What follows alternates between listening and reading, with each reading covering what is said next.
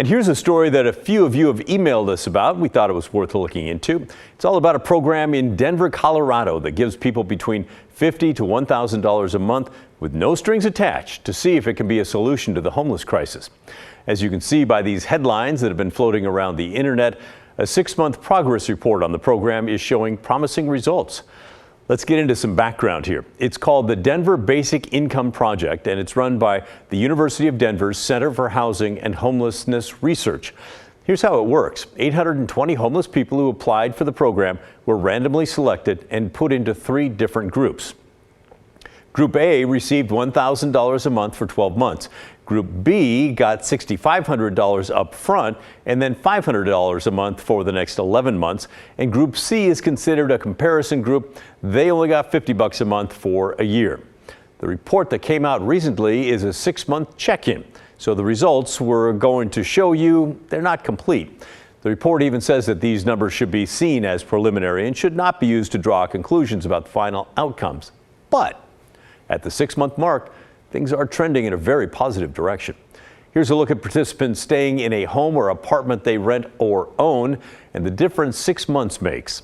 The blue bar is where they started and the red is where they are now. Every category saw quite a positive jump, though it's worth noting that participants were described as unhoused, even though some of them actually were renting or owned property from the start, according to the data.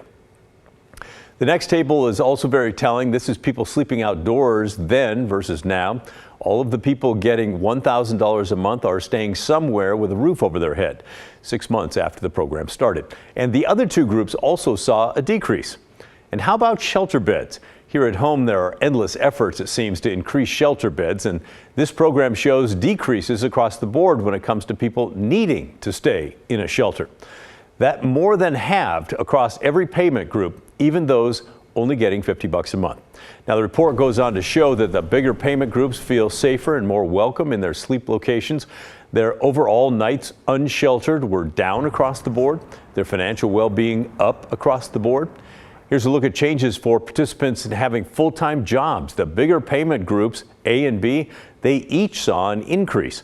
The comparison group getting $50 a month stay unchanged. Here's an interesting takeaway from the data. Despite the cash assistance, every single one of the payment groups reported a decline in their overall mental health. In this case, lower numbers mean worse mental health. So even people getting $1,000 a month or those who got the lump sum up front, then $500 a month, they all reported lower overall mental health.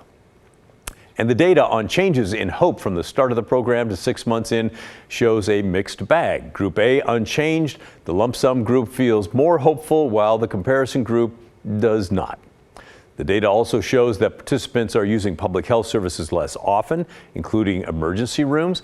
Now remember, these are prelim numbers, and a full report on the year-long project is expected to be released in June next year. But the executive director of the Denver Basic Income Project says this 6-month report is what they expected. People are getting both housed and to work faster than they would without the payments. We want to keep learning. That's part of it. We want to keep providing a foundation upon which people can, again, accelerate towards improving their situation. You may remember earlier this year during Oregon's legislative session, the bill was introduced to give people $1,000 a month for 2 years. The bill had one public hearing and never made it out of its first committee. So, yeah, it died quickly. But you sure had a lot to say about that bill at the time. We looked back at some of your comments. One called it a colossally bad idea. Another person said it could work if there was oversight on how the money was spent. And another person called it promising.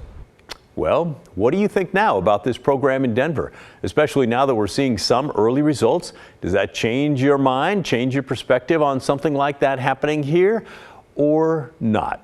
And why? Let us know, will you? Send us an email. The address is thestory@kgw.com or call and leave a voicemail. The number is 503-226-5090.